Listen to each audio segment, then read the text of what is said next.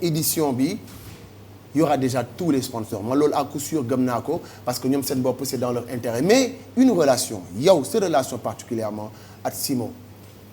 Ah Simon c'est le général Simon. Simon c'est quelqu'un boo xam ne je me retrouve en lui dafa bàyyi Europe. amoon des opportunités mu bàyyi ko ñëw fii. Il a ouvert son label il a créé sa marque de vêtements. Il a produit des gens des groupes. xam nga il a réussi à xëcc yenn sponsor créer benn ay tournées ak ay vraiment il a beaucoup donné au rap galsen. Et moi c'est quelqu'un que je respecte il m'a toujours montré du soutien et du respect lépp lu may def si moo teg na si loxoom. fu ma ko woo ñëw na et parfois sax day dégg na maa ngi organiser mu woo ma ne ma waa kii la est-ce que duñu woo un tel pour les panneaux un tel pour il s'est toujours impliqué même su ma ko owul quoi. Et il a beaucoup travaillé pour franchement bokk na ko dooleel na ko et c'est quelqu'un d'engagé bu gëm réewam bu jeune yëpp doon def ne moom ñun dépassé nañ fii quoi donc je le respecte beaucoup. On va le recevoir d'ailleurs même Simon ñu daal di koy dalal moom ci boppam nag gis nañu àndandoo bi nga xamante ne yàgg na ko def at kii la comme on dit hein seuls les vrais savent et qu'aujourd'hui à travers cette musique les bonnes âmes se rencontrent donc Simon si pour nous rejoindre sur scène Simon moom nag yàgg naa ko présenter fu nekk ah donc respect franchement de voir aujourd'hui big up brother. tous ces artistes qui se retrouvent sur scène mais tey on retrouve aussi benn Simon boo xamante ne c'est consommation locale 100%. waaw salaamaaleykum di leen remercier di la remercier ci dalal bi di remercier Killa et tout le staff ci invitation bi di wax ne saa dafa dawloo yaram yi quoi parce que xam nga lii nii. le spectacle. franchement ku mu duggul rek dafa mel ni nga nekk ci hip hop bi doo nit doo góor quoi tu vois. Ouais. Et di ko big up di ko wax mention spéciale pour les 10 ans et mention spéciale pour sa ténacité. jàppatoo bàyyi c'est pas donné à tout le monde. Et di ko lim ñu wax rek ñu ngi ko koy delloo quoi parce que moom moo wane loolu et ay jëfam tamit da ngay sukkandiku ci ay jëfam rek. Tu as envie d'être là, tu as envie de faire partie de cette aventure. Et comme ni mu ko wax dafa mel ni moomatu ko. Tu vois, aujourd'hui quand tu vois la salle, tu vois tout le monde est là. Toute la nouvelle génération, l'ancienne. Mais il faut préciser, il y a la distanciation, hein, donc bariwuñu. Non, hein, si, donc, il y a les masques, voilà. les masques sont là, la distanciation. Donc voilà, donc pour juste histoire d'accompagner, voilà. Nous sommes 5. Nous sommes, voilà. Alors, nit très rapidement, Gani bari nañu, on va le faire à la Show of the Year, donc 10 ans là. Tey ces relations, le temps que moom mu yegsi ki nga xamante ne moom mooy Nara P. Donc qu'est-ce que c'est une relation yéen ñaar. Qu'est-ce qui fait que vous vous retrouvez ou bien il se retrouve en toi ou bien tu te retrouves en lui ba tey li am. Nara P c'est la rue Nara P c'est hip hop bi ñu bëgg quoi et quand il prend le mic quand il rappe il a un truc boo xam ne c'est très très différent c'est très frais am na lu muy indi. day xaw a am benn touche d'humour avec le message profond qui est derrière tu vois c'est ça le rap galsen et lui il le fait super bien présence scénique il fait des scènes bu defee scène damay kontaan yu mu joué Show of the Year damay toogaat dugaat YouTube di ko seetaan et scène am yu mu fekk yëpp su may waaj a yéeg day joué su ma yéeg na ko Naar yàq nga fi et c'est quelqu'un que j'aime bien il a sorti un album récemment album bu dope donc ñu ngi koy féliciter di ko big up bu baax. il fait l'actualité moom it donc Nara ñu ngi lay nuyu. donc maa ngi lay nuyu di nuyu ñu toog ci plateau bi yëpp. di nuyu voilà askan wi taxaw toog fii yëpp pour soutenir sama grand Nit Doff. donc li may wax chaque jour rek bokk na ci ñi nga xamante ni ñi ma influencé comme fi mu toll nii suñu game bi dafa xaw a rafle rappeur. ñun ñi nga xam ne rap la ñuy def. vraiment bu ñuy gis genre yu mel nii nekk ci au devant de la scène dañuy gën a motiver quoi. da leen gën a yokk jom voilà daf ñuy gën a yokk jom chapeau à lui vraiment et respect. Nara Show of the Year lan lay représenter pour yéen. lu rëy Show of the Year nekkatul pour Nit Doff moomatu ko. seen alal la quoi léegi ah léegi gars yi dañ koy Show of the Year événement la pour Sénégal. donc voilà comme ni ko grand bi waxee sànq corona bu. waaw moo koy yàq donc voilà. bu ñu jógee ci émission bu amee jom day dem. exactement alors Nara on a envie de vivre quand même ce moment-là avec toi donc nga dem ci ko scène bi mais ñu benn prestation d'enfer donc tout de suite ñu daal di enchaîner avec Nara P on stage. Jaaw man ak sama gaay la yàlla boole ñoo ngi cool ñoo juttandoo jongandoo màgg demandoo wu school daw jàng babi buur tarde añ fent duul suñ gisee bariwul école buñ dajee ñoo ngi cool 20h ñu tëdd pourtant ñoo fi dàqoon tardé musuñ mën jàng mais kenn ci ñun jëlu ci daare talent yu wóor kenn xamul ku ci dàqoon tricher valeur yu am xel leçon bi classe lañ koy régler bëf jaar bu tëggu ak sama gaay booy rëccu wuñ ci dara bu jaree dellu ñu defaat ko booy na yàlla yërëm ñu jotul déglu son bi booy yombul ngeen gëm ni tey dinaa tudd naara bii la booy yeah man ak sama gaay ñoo ngi cool man ak sama gaay buñ bàyyantee keroog dañ ñu suul toog mais yemuñ fépp nag am na lu mënta ñàkk gaay am na ay nit am na ay dof am na ay my real everybody right there Forever do you taxaliko, alright. well talk to well nigga Gala na ñu dund ci peace, alright. right Ak ko mën ci doon sama waay nga.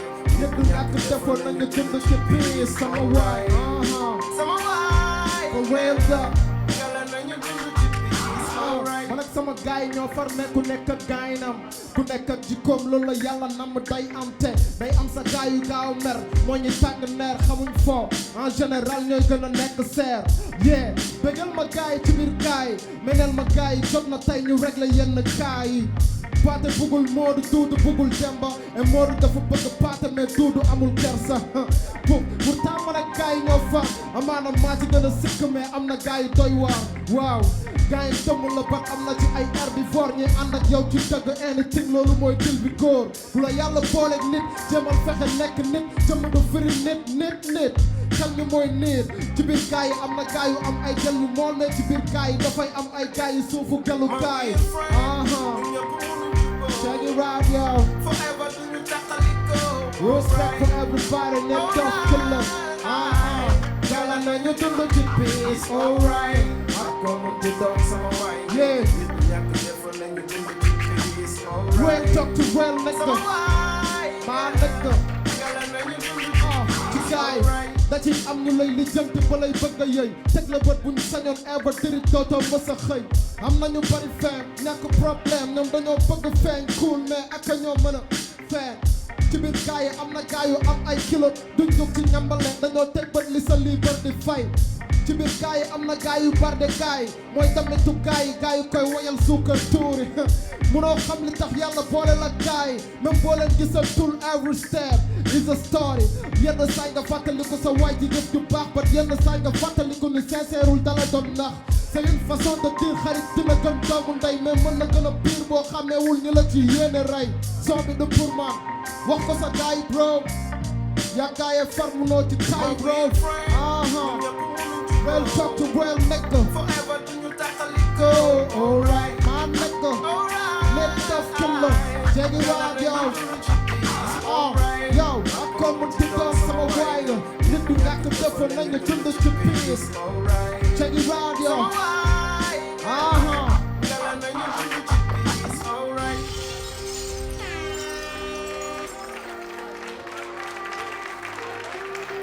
respect to everybody respect Nit Doff Killer respect to Simon respect to everybody thank you merci beaucoup c'était Narapi merci que du talent son album est disponible mën ngeen dem sur toutes les plateformes que ça soit Facebook YouTube wala Instagram Narapi ngeen mën a dem follow ko c'est très important aussi ñun ñu mën ci jàpp alors Simon aujourd'hui lan nga mën a wax ci Leuz Diwane ji Leuz Diwane ji y a une injustice bu doy waar bu dal waa ji ni toog et je crois que c'est ci ay plateau yu mel ni lañ ko mën a rectifier corriger il fait partie des gens qui sont les plus streamés au Sénégal les plus streamés au Sénégal et pourtant il y a moins de lumière sur lui tu vois énormément d'animateurs énormément de chroniqueurs qui s'intéressent qu'aux détails tu vois Simon sànni na pic Nit Doff mbëkk na Simon loolu c'est truc mais tey un Leuz Diwane ji qui te fait mbuuxlam et qui te fait 12 millions presque la population du Sénégal en streaming personne n'en parle et benn moment tamit il faut que yenn injustice yooyu suñu chroniqueur sànniwuma xeer mais nañu xoolaat rek seen copie quoi te di fësal yenn saay li rafet ci game bi li rafet te waa ji dafa ñëw imposé wu seul di def lu rafet dem ba ci ay plus de 12 millions je crois que dépassé na ko su ma juumul parce qu'à l'époque bu koy xool plus de 12 millions presque la population sénégalaise tu vois et il y a pas toute cette lumière qu'on donne à certains par rapport au clash par rapport au bif par rapport à d'autres choses et je crois qu'il mérite quand même une journée entière dans toutes les radios du Sénégal, dans tous les sites hip-hop du Sénégal qu'on parle de ça. Exactement. Et big up à son travail quoi. Merci beaucoup Leuz parce que comme nu ma ko waxee rek introduction bi rafet na yaa ko liggéey 12 millions c'est pas cadeau mais tey 10 ans show of the year lan nga bëgg wax déjà Nit Doff et aussi ça te fait quoi tey nga bokk ci plateau bi nga xamante ni dañ koy fêter 10 ans. di am mbégte lool franchement donc Simon bu waxee ci man de maanaam il faut mu am lu mu def ci man. parce que ñun dañu bokk ci génération bi hip hop discover révélé. donc 2011 2012 bi ñu jógee Mbaaw di génn. Mbaaw xamaguñ ñu. dëgg la bah du ma ne je veux dire que ne Mbaaw suñu xameel Mbaaw la yem. et que ci alentour yi donc ñu génn. c'est vrai que daan woon dégg Mbaaw ci game bi ah. waaw merci déjà, merci à Simon ah. déjà donc ñu nekk ci génération bi bokk ci hip hop discover. ñu nekk plus de 500 je me rappelle ci présélection yi ñu jël ci 50 donc ma bokk ci 10 finalistes yi tey donc Simon ma toog bokk ak moom plateau franchement ba ma ko waxul ça fait quelque chose. Et au-delà de loolu donc témoignage yi ñu ngi koy rafetlu bu baax parce que gis nañu comme ni di gars yi di montre yu baax yi bàyyi fausse dañuy bokk heure. dëgg la kenn mënu ci dara. donc Nit Doff xam naa dina ko fàtte ba ma koy xam université la ñu daje. ndeysaan. donc maa ngi nekk étudiant mu jógee kaw ñëw nekk ci benn concert am fa. donc parce que seetaanoon naa ko déjà man comme li mu wax rek képp kuy def lu baax bu dee lu baax moo la tax a jóg ci hip hop da nga ciy gis sa bopp. automatiquement da nga ciy identifié wu. donc mu ñëw ma approché ko xam naa fàtte na loolu. c'est ça bu ñu waxtaan vite fait échanger ay numéros. et que franchement mu dem jamono di dem ba mu invité ma ci show of the year. avant sax mu may invité may ñëw di seetaan di dagg paas di ñëw di seetaan. donc bu ñu gisee évolution bi fu mu jógee ba fi mu yegsee comme li Simon wax day mel ni ñun la ko defal. comme ni ma ko show of the year la. c'est pour l'année. et que c'est pas pour que Nit Doff. c'est pour toute la génération. tout le mouvement hip hop. et voilà surtout li ma koy def bàyyi fallement bëgg ñëpp jouer. au-delà de loolu mu nekk vitrine pour artistes yëpp pour génération yëpp. et franchement man li ma koy wax rek des fois damay ñëw pour support hip hop. support ma Nit Doff. parce que xam naa ne jéggi na Nit Doff. je le fais pour le Sénégal parce que wax na ko léegi damay nekk kaaw gars yi bu ñu bëggee am image du Sénégal amuñu leneen lu ñu wane lu dul show of the year. alors ça fait plaisir. man bëggoon naa xam Nit Doff naka ngay choisir nit yi jouer ci show of the year parce que Pape Sidi wax na ko tout à l'heure y a tellement de gens. war na bàyyi noonu nag. booy yéeg c'est-à-dire que nit ñi presque 2 heures du matin wala 3 heures du matin dina jot ñaata nit ñoo lay solliciter ak nan ngay def ci sollicitation boobu. nga choisir ne ñii fii laay yem ñii ñooy jouer. te day yokk toujours à chaque dernière minute. dañuy mujjee ne nañu yem fii rek ak xol bu serré quoi. maa ngi nuyu Leuz mon ami mon frère. bu baax sax mais c'est vrai que ni man sérieusement depuis le début je me suis dit que ni il faut pas que ça s'arrête à moi. il faut que mu yaatu. il faut que mu nekk mbiru ñëpp. bi ma ko njëkk a def xëy na pour man la woon mais bi ma demee ba gis engouement bi moom je me suis dit que ni ça me dépasse c'est pour le hip hop. donc munoo woote loolu ba noppi daal di braquer projecteurs yi si yow donc je me suis dit que ni ñun. C'est vrai qu'il y a un public qui se déplace pour nous, mais il faut savoir qu'il y a un public qui se déplace pour regarder tous les autres artistes. Donc il faut ñu yaatal ko. Il y a une nouvelle génération yoo xam ne jéegoon ci yenn scène yu mag yi. Il y a ay underground yoo xam ne kenn xamagu leen dina leen booster. Mais il y a aussi des artistes yu nekk en promo yoo xamante ne nii dinañ fa ñëw exploiter un peu l'événement. On s'est dit que il faut ñuy inviter. Je suis d'accord avec mon équipe mënuñu inviter ñëpp. Mais parfois on n'a pas trop de scènes comme Simon il doon organiser ak yeneen. Donc ce qui fait que pour artistes jouer ci artiste bëggul dul jouer ci scène bu mag quoi. Donc da ngay am yéene ñu bari ñu mën participer ci affaire yi demee noonu. donc loolu mooy waral ci benn guddi bi day dem ba mujjee xat quoi. donc je pense que public bi dem na ba comprendre loolu ils sont un peu dem nañ ba mujj. tolérant exact waaw. mais yéen ñaar aussi def ngeen featuring. kan moo woo sa moroom ci featuring bi comment ça s'est passé naka ngeen ko liggéeyee. man maa ko moom wala Nit Doff ku moom question. yéen ñaar lan seen featuring la. xool leen nu ngeen koy gérer. non parce que ñaari featuring lañu. suñu featuring waaw suñu featuring man ak moom. moom moo ma njëkk a woo. ñu def benn mais bi ma woowee dafa fekkoon ma xawoon xat doon tukkee di kii kërëb ba man xaw naa yéex a def son bi ci dernière minute yi laa ko def. ñu def son bu naay si album mais man ak moom dama ko léegi avant ma koy rappeler mun ma pare na. mu ne moom pare na waaw c'est juste pour eux. avant ma koy rappeler pare na son bi bind na pare na. avant ma koy rappeler pour wax ko studio wala fii nee na ma genre thème yi ça me parle man li nga ma doon wax sax pare naa ma ne ko mais saa yow jëndee nga wala da nga am mais dafay rek firndeel li Simon di wax. c'est la force tranquille quoi. il fait pas trop de bruit. mais ñun ñëpp xam nañ moom la kan tu vois ñun ñëpp xam nañ moom la kan dans le milieu on sait si nga man je ne m'attarde pas sur les chiffres c'est pas ce qui m'impressionne le plus. parce que dina am ñu koy déglu c'est même pas le public du hip hop. ay jigéen ak ay pas ñoom dañuy déglu ko donc man les chiffres je ne m'attarde pas sur ça mais xam ci la attardé wu. ku bëgg a xam Leuz Diwane da ngay dem nga déglu diagnostic. soo ko simulul foofu chapeau kon Dootoo ko xamoo simulati. musique donc bu ñëwee génne waat album bi je vais même pas m'arrêter sur le nombre de vues parce que li si ma wax c'est très important te loolu record la mais pourtant il le fait avec tellement il est effacé quoi, tu vois du takk rajo yi quoi tu vois et c'est ça qui fait sa puissance et ce qui fait que nous on le respecte dañ koy admirer man yàgg naa ko wax je me dis c'est le gars le plus positif du game donc il mérite notre respect et il fait pas trop de bruit genre man la mais quand il faut faire les choses il le fait super bien donc là ñu bàyyi la nga dem ci kaw scène mais ñu benn morceau baaxee ko téléspectateurs yi mën ngeen dem directement ci page Facebook am boo leen demee foofu vous allez retrouver toutes ces chansons actualité am merci encore 10 ans Show of the Year sur la télévision Futurs Médias et dans votre émission Urbaine.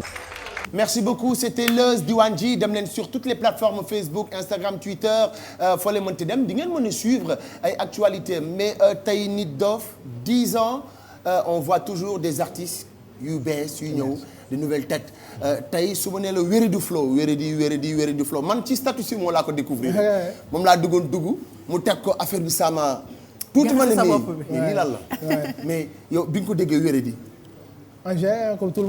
comme tout le monde ouais, puis man c'était une fierté quoi c'était une fierté parce que bu ñu gisee aussi le monde entier en parlait d'où en fait c'est pas la première fois que Rap Galsen am ay couplets yu nice yàgg na fii ay ndaanaan kese ñoo fi nekk tu vois ay affaire yu nice nekk na fi tu vois mais il faut toujours yàlla ne kii ci moom lay jaarale telle chose te ñoom fi ñu siggalee mooy ils sont venus def rap bu ñu leen wax que ni war na mën nekk ak si suñu kalaama adduna bi respecté ñu adduna bi yëpp ñoo ni waa ñii ñan la te pourtant waxuñu beneen làkk bu dul suñu làkk ak suñu ay réalité tu vois donc ñoom liggéey bi gars yi doon liggéey yëpp moom agsi fii ñoom dañoo ñëw wane que ne c'est quelque chose de possible war nañ mën a yóbbu Rap Galsen fépp si adduna bi ku déggul làkk bi da nga dégg énergie ak technicité bi te ñoom bi ñu agsee dañoo ñëwoon fekk li ñu doon togg ñi naan mën naa nekk ak mënta nekk ñoom ñu ñëw nag yàq ko Simon Akashuki dafa am benn message bu ma yónnee Bouba dama ko commenter quoi ne ko merci d'avoir fait la promotion du rap polonais. ba tey maa ngi xaar tontu dama ko yónnee message boobu rek en secret. non c'est des phénomènes je crois que jaar nañu Blaise Senghor ñu waxtaan.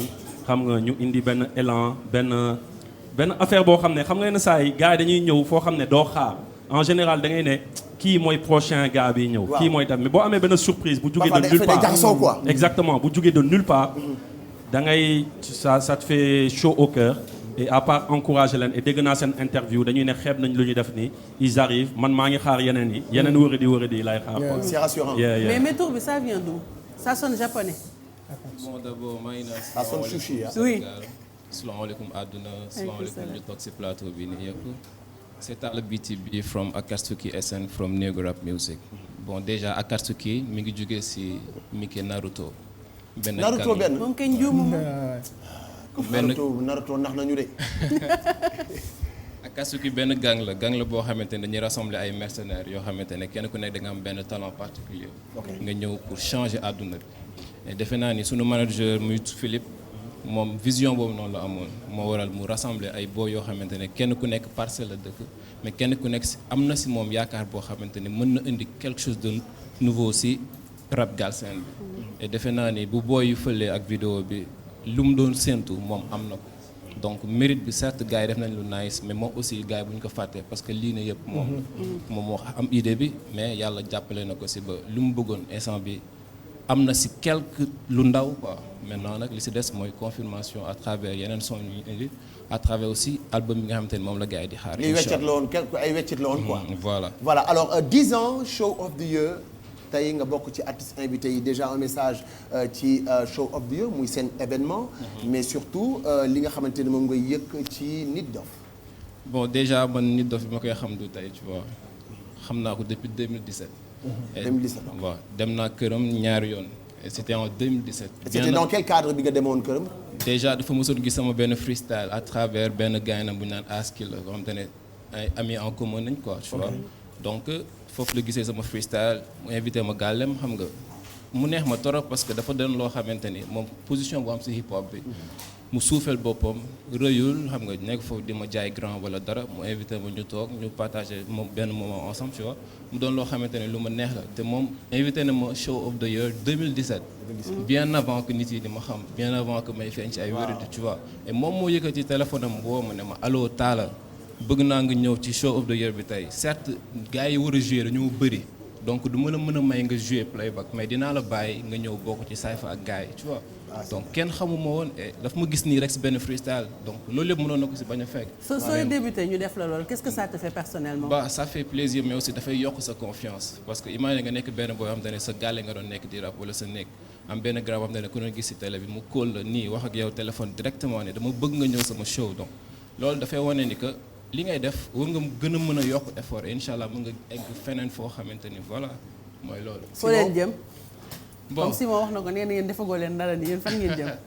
incha allah gars yi dinañ gis. ren de wóor.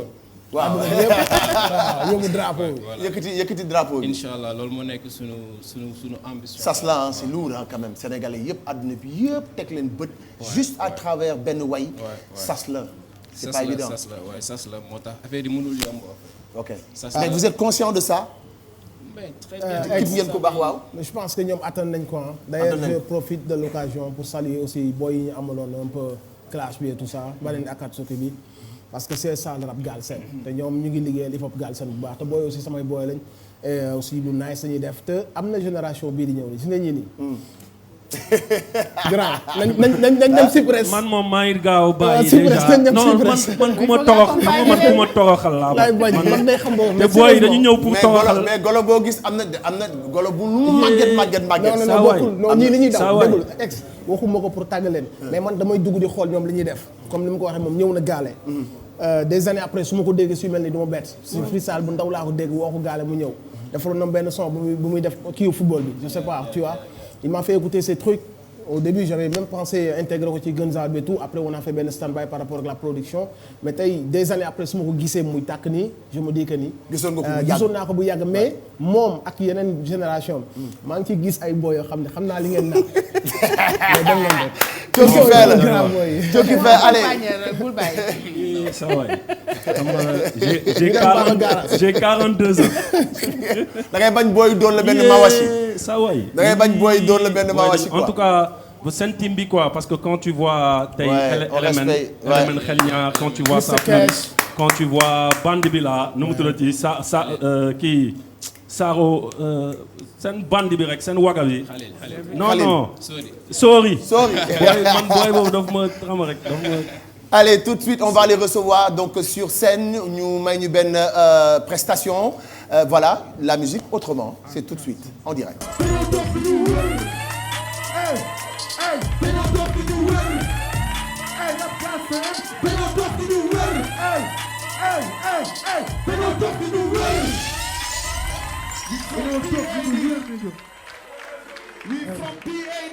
Simon, 10 ans de show of the year à travers la télévision Futurs Médias dans votre émission urbaine musique booy dañu dof dañu wéradi mais kenn mënu leen faj dafa mel ni pour nga tekk ci musique bi léegi foog nga doon dof ba pare après doon nit parce que nit dof bi ñëw na fii donc le fou rejoint l'autre fou fou malade ñëw na donc moom c'est un fou qui est malade après nit dof booy ñëw ne ñoom li dañu dof. dañu wéradi dañoo wéradi.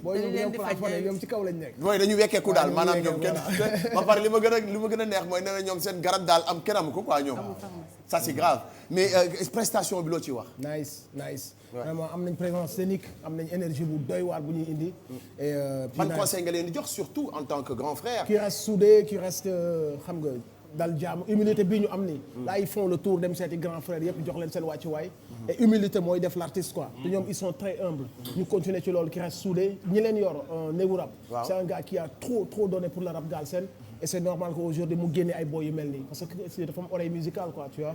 donc maa leen di show loo bu baax merci d'être venu et nice prestation. alors nit ñu delluwaat rek nga joxaat ñu lu ñu moom. suñu cër toujours parce que dañu koy namm voilà ambiance stade bi mais tey dañ koy transformer jàllale ko à la télévision Bijou. c'est carrément du show of the year. Ouais. SADS comme yeneen groupe yi ni ñuy ñëwee di jàll nit dof di dugg di génn seulement tey daf dul tëj rek comme ni mu ko doon defee xaar ba ñëpp joué mu yéeg dañuy dugg bu ñenn ñi duggee génn moom mu dugg mais ñun ñoo ngi dund show of the year même bu fekkee corona bëgg nañu bloqué on a trouvé un moyen de passer contourner. voilà contourner ko am suñu 10e édition du show of the year en attendant 11e bi ñu naan ko def ci stade inch'Allah parce que dinañ gis vaccin dinañ gis garab moi je le crois. Nit Dof. arrêtez le beat bi arrêtez le beat bi leen fu ma romb ñu xas ma booba léegi nii laay dunde sama life di wut lu koy saafara every day I'm hustling fu ma romb ñu xas ma booba léegi nii laay dunde sama life di wut lu yow koy nguur ga ñu béjjën fi ñu bëgg moo ñu fa tey jëm buur njañ gi daaram baadala rus si géejam crazy ne la ma kos tu lay jokkataan sa nefey di gille ne xottu bokkataan obèse nga pata nga émergence bu ras la bu lay tekkale dëgg ak loolu waay am na nit ñi mérité wul diriger réew mu mel ne Sénégal njaay ci peet laa koy dund ak yéen let's go ayo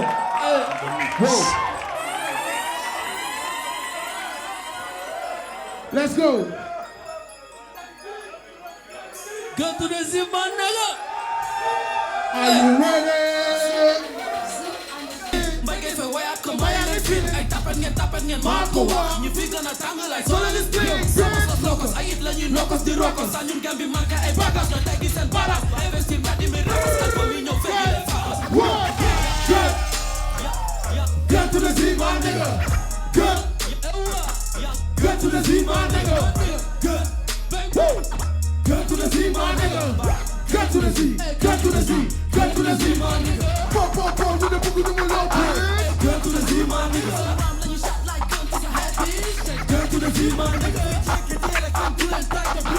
Get to the Z, my nigga. Get to the Z. Get to the Z. Get to the Z, my nigga. Get to the Z, my nigga. Get to the Z, my nigga. Get to the Z, my nigga. Get to the Z, my nigga.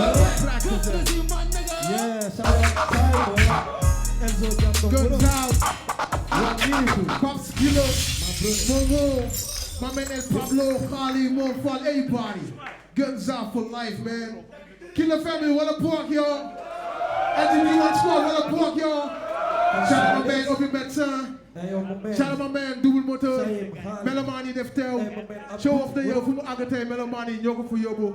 Merci encore Nit Dof, Nokos du Rockos, Ragal du Jéggi Raay. Voilà, donc vous l'avez compris, toujours les 10 ans Show of the Year à travers cette télévision Futurs Médias. La musique autrement, les artistes autrement. Mais am na kenn ku ñu dalal moom je pense que ne Sénégalais yi ku ci nekk am nga benn amour particulier boo ko amel parce qu'il a touché là où ça fait mal pour nous dire tout simplement que la vie tout n'est pas rose. Merci de par la manière aussi le style qui s'est imposé kooku di Elzo Jamondong moom nag man daana Elzo Jamondong ñu ne am Elzo Jamondong donc j'ai du mal toujours à prononcer le Elzo Jamondong man xaw ma ndax Jamondong la wala Jambundong ban mooy bu ci baax laisse le ndong tranquille Jambundong Jamondong la non jàmm dong la jàmm kese jàmm dong voilà Elzo jàmm dong Elzo ñu ngi lay nuyu. maa ngi lay fay grand ex di kontaan torop nekk fii di nuyu sama sister Bijou di nuyu sama bro Simon di big up my man Killer what's up ouais franchement kontaan torop parce que Killer lu mu def yëpp waaw bu ñu toogoon fii di ko wax maanaam fii la ñuy yendu quoi. 10 ans show of the year. franchement 10 ans show of the year te avant show of the year. man Killer jënd naa albumam en 2007 boobu peut-être que bu ma mësee dugg studio benn yoon la wala yooyu mu continuer di def lu muy def ba yegg si fii nii tey une grande fierté c'est une légende du rap sénégalais de la musique urbaine sénégalaise donc di ko féliciter année yi mu ko def yëpp mention spéciale aussi à Cha qui a pris la relève xam nga affaire yi yombul mais gars yi ñu ngi koy nekk di ko teewal ba pare